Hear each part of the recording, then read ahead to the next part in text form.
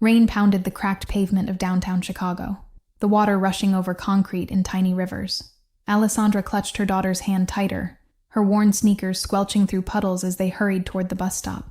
Her shift at the diner had run late again, and 5-year-old Maya was practically sleepwalking beside her.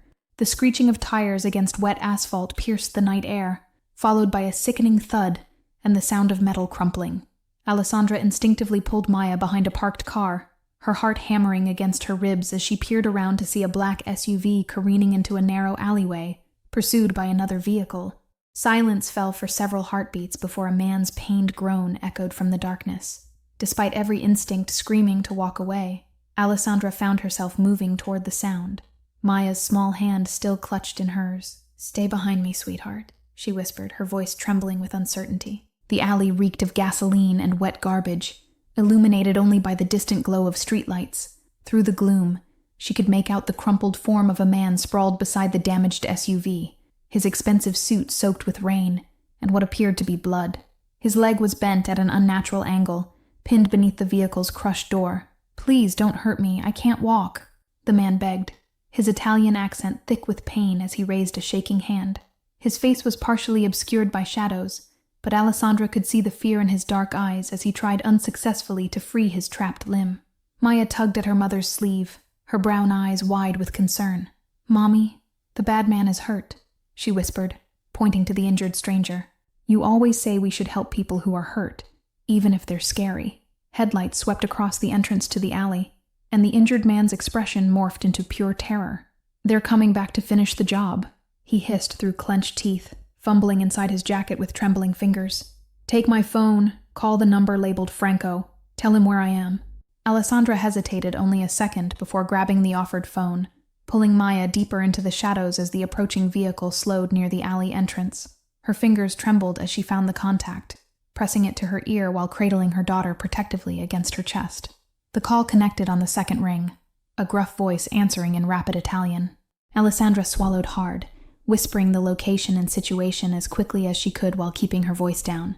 The man on the other end went silent for a beat before promising help would arrive in minutes. The approaching car lingered at the alley entrance, its headlights cutting through the darkness like searchlights. Alessandra could make out silhouettes of men inside, seemingly debating whether to enter the narrow passage. Her pulse roared in her ears as she pressed herself and Maya against the cold brick wall, praying they wouldn't be seen. A police siren wailed in the distance, causing the car to suddenly accelerate away from the scene. Alessandra released the breath she'd been holding, her legs nearly buckling with relief as she emerged from their hiding place. The injured man was watching her with an expression she couldn't quite read, gratitude mixed with something darker, more calculating. "You should have run," he murmured, grimacing as he shifted his weight. "Getting involved with someone like me is dangerous, especially with your daughter." His gaze softened slightly as it landed on Maya, who was peering at him with undisguised curiosity from behind her mother's legs. A black car with tinted windows screeched to a halt at the alley's entrance, and 3 men in suits emerged, moving with practiced efficiency. They approached their injured boss with respectful deference, carefully freeing his trapped leg before helping him into the waiting vehicle. The smallest hint of vulnerability vanished from his face, replaced by a mask of cool authority. "Franco, ensure the woman and her daughter get home safely," the man commanded, his eyes never leaving Alessandra's face. "And bring them to the estate tomorrow. I'd like to properly thank the Good Samaritan who saved Victor Costello's life tonight." His words carried the weight of someone unaccustomed to having his orders questioned. As one of the men approached to escort them to a separate car, Alessandra felt a chill that had nothing to do with the rain. The name Victor Costello echoed in her mind. She'd seen it in newspaper headlines, heard it whispered by nervous customers at the diner. She'd just saved the life of Chicago's most notorious Mafia boss, and somehow she knew her quiet life would never be the same again. The following morning dawned with gray skies and the insistent ringing of Alessandra's phone. Franco's voice was polite but firm as he explained that men had been seen watching her apartment building. "Mr. Costello insists you and your daughter come to his estate immediately for your own protection," he stated, leaving no room for argument. Alessandra's hands shook as she packed a small bag for herself and Maya, her mind racing through limited options. Their apartment was a sanctuary they had built after escaping Maya's abusive father 3 years ago.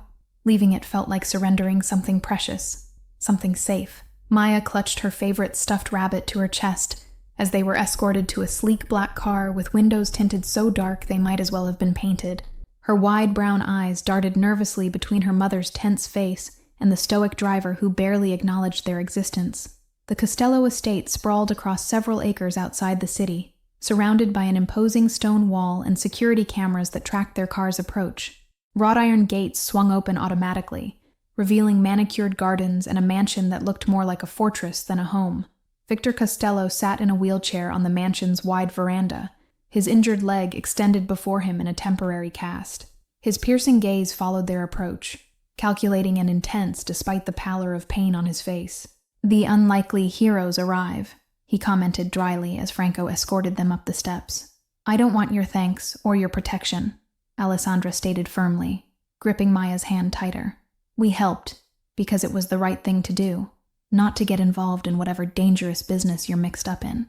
Her voice remained steady despite the fear churning in her stomach. A ghost of a smile touched Victor's lips as he leaned forward in his wheelchair. "Your apartment was visited by Donato's men last night, the same men who tried to kill me," he explained with clinical detachment. "You're already involved, Ms. Alessandra Reyes, whether you want to be or not." Maya slipped her hand free from her mother's grasp, approaching Victor with the fearless curiosity only a child could muster. "Does your leg hurt really bad?" she asked, pointing to his cast. "When I fell at the playground, my arm hurt for days and days until Mommy kissed it better." Something shifted in Victor's expression, a softening around the edges that transformed his face entirely for just a moment. "It does hurt," he admitted quietly, as if sharing a secret only with the little girl. "But I'm afraid your mother's kisses probably wouldn't help me much." A woman appeared silently in the doorway, introducing herself as Mrs. Davenport, the housekeeper. "I've prepared rooms for you both in the East Wing," she explained, her British accent crisp and efficient. "The grounds are completely secure, but I must insist you don't wander beyond them without an escort." As they followed Mrs. Davenport through marble hallways adorned with priceless artwork, Alessandra couldn't shake the feeling of being trapped in a gilded cage. Every window they passed revealed armed men patrolling the grounds. Every doorway seemed to hide watchful eyes monitoring their movements. Their rooms were adjoining suites of understated luxury, rich fabrics and soothing colors, furniture that probably cost more than Alessandra's yearly salary at the diner. Maya immediately ran to the window seat overlooking a garden filled with late-blooming roses and a small ornamental pond. "How long do we have to stay here?" Alessandra asked Mrs. Davenport quietly, careful that Maya couldn't overhear. The older woman's expression remained professionally neutral, but something like sympathy flickered briefly in her eyes before she turned toward the door. "Mr. Costello rarely allows outsiders into his home," she replied, her hand resting on the doorknob. "The fact that you're here at all rather than in a safe house suggests he sees something special in you, though whether that's a blessing or a curse remains to be seen." With those cryptic words, she slipped from the room, leaving Alessandra alone with her thoughts. Later that evening, as Maya slept peacefully in the adjoining room, Alessandra stood before the window watching raindrops trace patterns on the glass. She startled at the soft knock on the door, turning to find Victor himself in the doorway, maneuvering his wheelchair with practiced ease. "I couldn't sleep," he admitted, dark circles beneath his eyes testifying to the truth of his words. Pain medication never works quite as well as they promise. There was something almost vulnerable about him in that moment, the fearsome Mafia boss replaced by a man fighting against physical weakness. Alessandra hesitated before inviting Victor inside, her instincts warring with unexpected compassion. She wheeled him toward the sitting area, noticing how he winced with each small bump despite his attempts to mask the pain. His presence filled the room with an intensity that made the spacious suite feel suddenly smaller. "Why were those men trying to kill you?" she asked directly, settling into the chair across from him. "I need to know what danger I've placed Maya in by helping you." Her eyes never left his face, searching for any hint of deception in his carefully controlled expression. Victor's fingers tapped against the armrest of his wheelchair, his jaw tightening momentarily. "The Donato family and I have a complicated history," he began, his voice dropping to a near whisper. 6 months ago, they orchestrated an attack that killed my younger brother and left me unable to walk. The revelation hung in the air between them, heavy with unspoken grief. The doctor said I might regain some mobility with intensive therapy, but the damage to my spine was severe, he continued, a flash of raw vulnerability crossing his features. The attack was meant to weaken our family's position, make us appear vulnerable to our rivals. Alessandra felt an unwelcome pang of sympathy as she recognized the mask he wore. She had crafted a similar one after fleeing Maya's father. "I understand putting on a brave face," she admitted softly. "After I escaped Jason's abuse, I couldn't let anyone see how terrified I was that he'd find us again." Victor's dark eyes sharpened with interest, studying her face with renewed intensity. "Maya's father," he stated rather than asked, his expression darkening when Alessandra nodded. "Where is he now?" The question carried dangerous undertones that made her shiver despite the room's comfortable warmth. "Prison, for now," she replied, wrapping her arms around herself protectively. 3 more months on a battery charge that should have been attempted murder. The bitterness in her voice surprised even her. She thought she'd buried that anger deep enough that it couldn't resurface. A heavy silence settled between them, broken only by the soft ticking of an antique clock and the distant rumble of thunder. 2 damaged people from different worlds, their scars invisible but defining every choice they'd made to survive. Victor's expression softened almost imperceptibly as he watched her. "Your daughter has your courage," he observed, glancing toward the door to Maya's room. "Few adults would approach me without fear, yet she spoke to me as if I were any ordinary man with an injured leg." A ghost of a smile touched his lips, transforming his severe features into something almost handsome. Alessandra felt herself relaxing slightly despite her better judgment.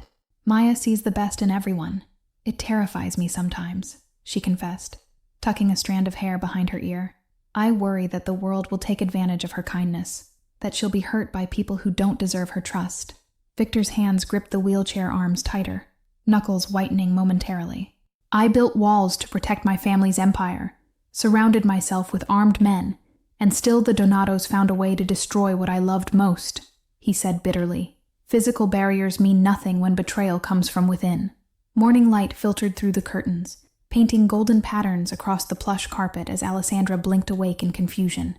She didn't remember falling asleep in the armchair, but a cashmere throw had been carefully draped over her. Victor must have covered her before leaving sometime in the night. The following days established an uneasy routine within the Costello mansion. Victor spent mornings with his physical therapist, afternoons in meetings behind closed doors, and evenings increasingly in their company. Maya's innocent chatter seemed to lighten something in him, breaking through layers of practiced coldness. Alessandra discovered the mansion's extensive library, losing herself in volumes of classic literature that had been mere titles in her community college courses. She was absorbed in Austin when Victor's wheelchair appeared silently beside her chair, a folder held carefully in his lap. "I had my people investigate Jason Miller," he stated without preamble, offering the folder with steady hands. "Your ex-husband's sentence has been reduced for good behavior. He'll be released next week, not in 3 months. The words fell between them like stones, shattering the fragile peace she had begun to feel. Alessandra's hands trembled as she took the folder, horror crawling up her spine like ice. Inside were documents detailing Jason's prison record, his upcoming release, and most terrifyingly, a recent letter where he'd written about finding my girls once he was free. The paper crumpled in her white-knuckled grip. "He'll never find you here," Victor stated with quiet certainty, his voice carrying the weight of a vow. "My security team has been briefed. Jason Miller will not set foot on this property." The intensity in his dark eyes sent a different kind of shiver through Alessandra, one she wasn't ready to examine. That night, unable to sleep, she wandered to the mansion's solarium where moonlight streamed through glass walls onto exotic plants. The soft hum of someone speaking drew her attention to Victor, seated in his wheelchair among the shadows, reading aloud from a battered copy of The Little Prince. Maya sat cross-legged beside him, her favorite rabbit clutched to her chest as she listened with rapt attention. "Read the part about the fox again," she requested sleepily, leaning trustingly against the wheel of his chair. "I like when they become friends even though they're different." Victor's voice softened as he turned back pages, the harsh lines of his face gentled by moonlight and the presence of a child who saw only the man, not the fearsome reputation. He read the passage with surprising tenderness, his accent wrapping around Saint-Exupéry's words about taming and forming bonds. Alessandra remained in the doorway, transfixed by the unexpected tableau before her. The notorious Mafia boss crippled by his enemies now reading bedtime stories to her daughter. It was a scene she couldn't have imagined a week ago, yet there was something achingly beautiful about its simplicity. When Maya finally dozed off, Victor carefully lifted her with surprisingly strong arms, wincing slightly at the strain on his healing body. He froze when he spotted Alessandra watching, vulnerability and something like embarrassment flashing across his features before the familiar mask slipped back into place. She couldn't sleep, he explained unnecessarily, his voice a rough whisper. I found her wandering the halls looking for the kitchen. Apparently midnight snacks are a tradition between you two. His arms cradled Maya with protective gentleness that made Alessandra's heart twist unexpectedly in her chest. Days turned into weeks, and Alessandra found herself drawn into Victor's world despite her initial resistance. She learned about his family business, the legitimate parts involving real estate and shipping companies, carefully sidestepping questions about the other aspects that occasionally brought men with hard eyes and concealed weapons to late-night meetings. Maya blossomed in the strange new environment, exploring the gardens with Mrs. Davenport and decorating Victor's study with colorful drawings. Most surprising was how Victor encouraged her artistic efforts, proudly displaying a particularly abstract rendering of himself beside his computer, where important associates would inevitably see it. "Why did you become this?" Alessandra asked one evening as they shared wine on the terrace after Maya had gone to bed. "You're educated, intelligent. You could have been anything." The question had lingered for weeks, growing more insistent as she glimpsed the man beneath the dangerous facade. Victor's gaze turned distant, focused on something beyond the carefully manicured gardens. "My father built this empire from nothing after immigrating with empty pockets and big dreams," he replied, swirling the ruby liquid in his glass. "Family legacy is a powerful inheritance. It shapes you before you're old enough to choose another path." Alessandra thought of her own childhood, in a series of cramped apartments, her mother working multiple jobs after her father abandoned them.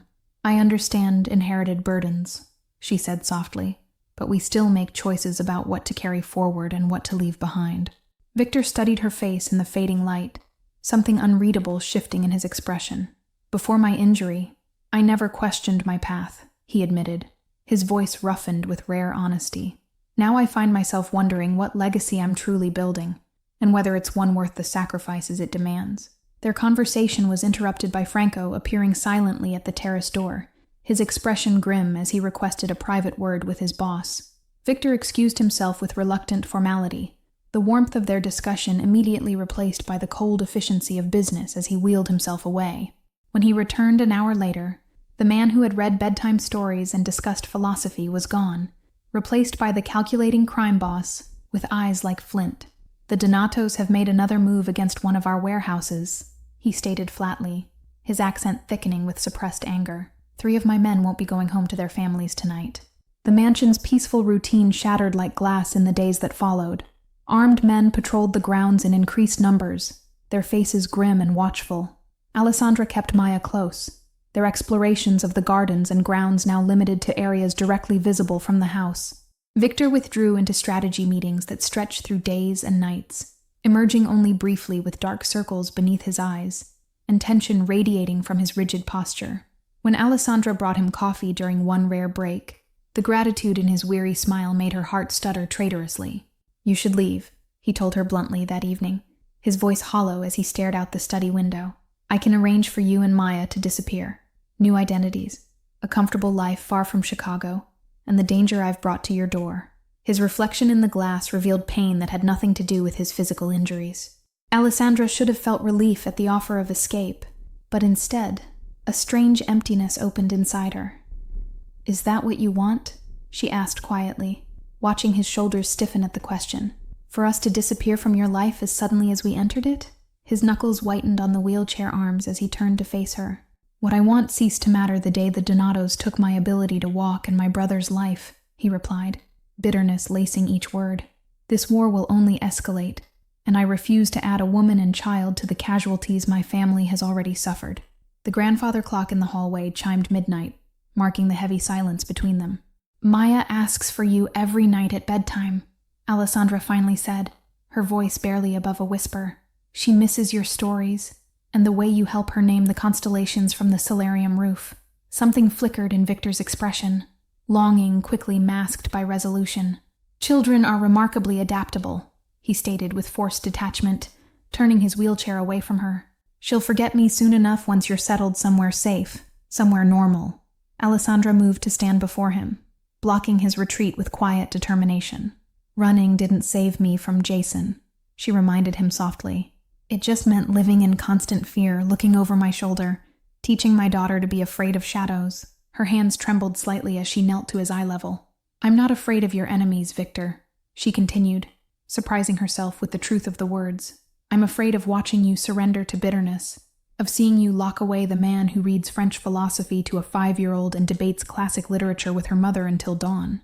Victor's carefully constructed walls crumbled for a heartbeat, raw emotion flooding his features, as his hand rose involuntarily to touch her cheek. You should be afraid, he whispered hoarsely.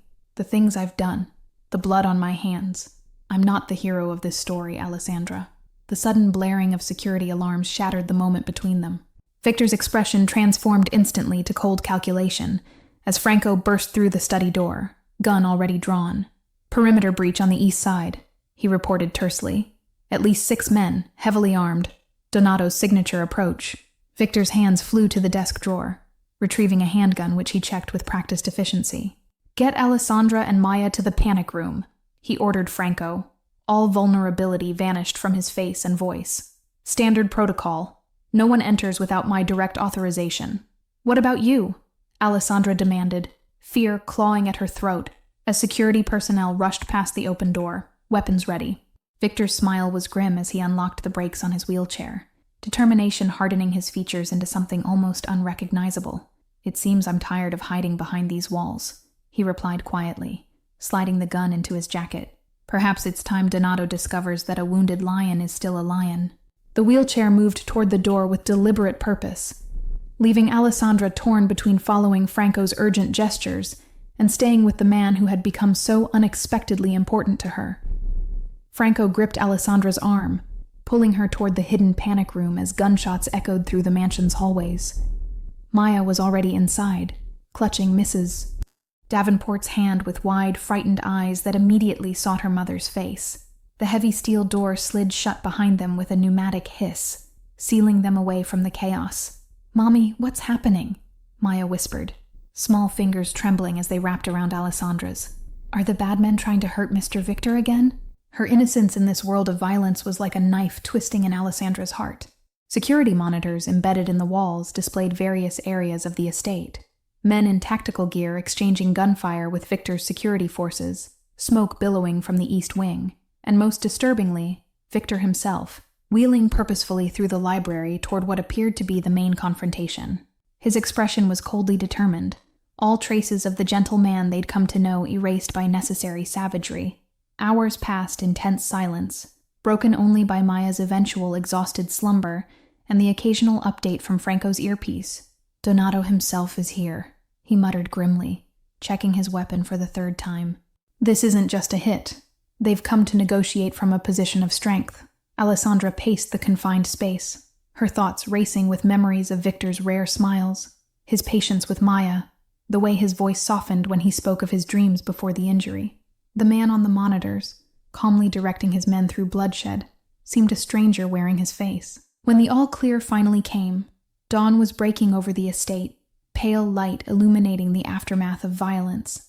Franco escorted them through corridors bearing evidence of gunfire and struggle, past grim-faced men removing dark shapes in body bags. Alessandra kept Maya's face pressed against her shoulder, shielding her from sights no child should witness. They found Victor in his study, his wheelchair positioned behind the massive oak desk that suddenly seemed more throne than furniture. A distinguished older man sat across from him, his tailored suit immaculate despite the night's events, his silver hair perfectly styled. The family resemblance to the men who'd attacked Victor in the alley was unmistakable. This was Donato himself. "Ah, the woman and child," Donato remarked with cold interest, his accent thicker than Victor's but his English flawless. "So the rumors are true. The mighty Costello has acquired himself a little makeshift family." His tone made the observation an insult, though his smile remained perfectly polite. Victor's expression betrayed nothing, but his knuckles whitened on the armrests of his chair. "They are under my protection, and not part of our discussion, Salvatore," he stated flatly, using the man's first name with deliberate disrespect. "State your terms so we can end this charade of diplomacy." Donato's smile never wavered as he leaned forward, placing a small USB drive on the desk between them. "My terms are simple. Transfer control of the harbor operations to my family, and I guarantee the safety of your guests," he explained, his gaze sliding meaningfully to Alessandra and Maya. "Refuse, and I cannot promise they won't become collateral damage in our ongoing disagreement." The air in the room seemed to crystallize, tension crackling like electricity before a storm. Victor's eyes flicked briefly to Alessandra's face, something unreadable passing through his expression, before the mask of indifference settled back into place. "You have until midnight to consider my offer," Donato continued smoothly, rising to his feet with the confidence of a man who believes he's already won. After he departed with his remaining men, Victor's composure cracked like glass, his fist slamming against the desk with such force that Maya startled awake in Alessandra's arms. "He's found my weakness," Victor muttered, more to himself than to them. All these years of careful distance, of keeping everyone at arm's length, and now he knows exactly where to strike. Alessandra sent Maya with Mrs. Davenport for breakfast before approaching Victor, who sat motionless behind his desk, staring at the USB drive as if it might detonate. "The harbor operations, what would losing them mean?" she asked quietly, perching on the edge of the desk beside his wheelchair.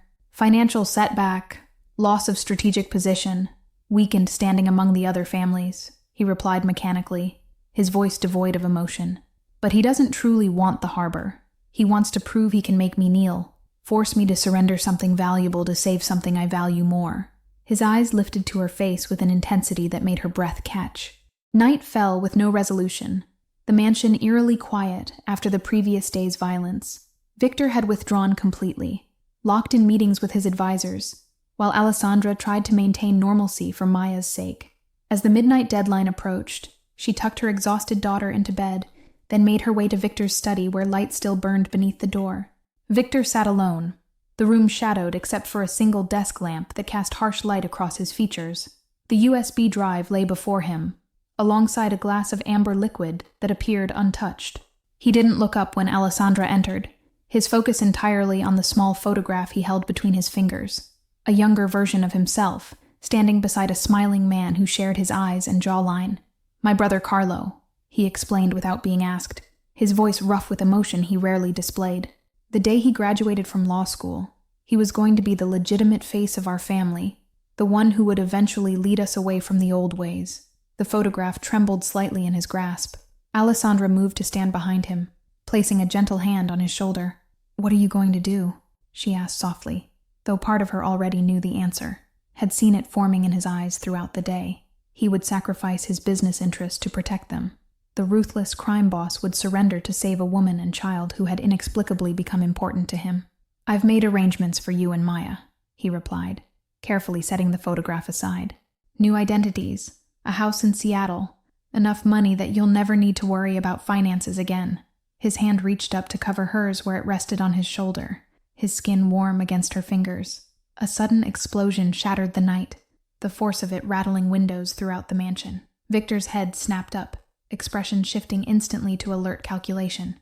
"They're early," he murmured, reaching for the drawer where Alessandra knew he kept his gun. Franco should have... The study door burst open, Franco stumbling through with blood seeping from a wound in his shoulder. "Betrayal," he gasped, collapsing against the doorframe. "Someone disabled the perimeter alarms. They're already inside." His eyes met Victor's with desperate urgency. "The panic room! Get there now!" Victor's wheelchair moved with surprising speed as he grabbed Alessandra's wrist, pulling her toward the hidden passage behind the bookshelf. "Maya!" she gasped, trying to turn toward the hallway that led to her daughter's room. The sound of gunfire and shouting grew louder, chaos erupting throughout the mansion. "Franco will get her," Victor assured her, his grip unyielding as he pressed the mechanism that revealed the secret corridor. "We have protocols for this. She'll meet us in the safe room." The certainty in his voice steadied her briefly, until another explosion rocked the building. Closer this time, plaster dust raining from the ceiling. Alessandra wrenched free of his grasp with sudden determination. "I'm getting my daughter," she stated, backing away from him with resolution hardening her features. "I won't hide while she's in danger." Before he could protest, she was running down the hallway, instinct overriding fear as she navigated toward Maya's room. The corridor was filled with smoke, making her eyes water and lungs burn as she pressed forward. Gunshots echoed from the main foyer, punctuated by shouts in Italian too rapid for her to translate. Crouching low, she reached Maya's door, relief flooding her when she found her daughter huddled beneath the bed, frightened but unharmed. Mommy's here, baby, she whispered, pulling Maya into her arms. We need to be very quiet and brave now, okay? The little girl nodded against her shoulder, her small body trembling. Alessandra peered cautiously into the hallway, trying to remember the route to the panic room that Franco had shown them after the first attack. They had almost reached the hidden elevator that would take them to safety when heavy footsteps sounded behind them. Alessandra pushed Maya into a darkened alcove, placing herself between her daughter and the approaching danger. A tall figure emerged through the smoke, the resemblance to Donato unmistakable in his features, his son, whom Alessandra had glimpsed briefly during the earlier confrontation. Well, what do we have here? He drawled, gun held casually at his side as he spotted them. Costello's little pets trying to escape. His smile didn't reach his eyes as he raised the weapon, aiming it directly at Alessandra with cold precision. Nothing personal, sweetheart. Just business. What happened next seemed to unfold in slow motion. Maya's terrified cry, the gun swinging toward the sound, and Alessandra's body moving on pure maternal instinct. She lunged forward with a ferocity she didn't know she possessed, catching the man off guard as she slammed into his midsection with all her strength. The gun discharged, the bullet embedding itself in the wall as they crashed to the floor together. Alessandra fought with desperate fury, clawing and striking at any vulnerable area she could reach. "Run, Maya!" she screamed, managing to slam her elbow into the man's throat as he struggled to regain control of the weapon.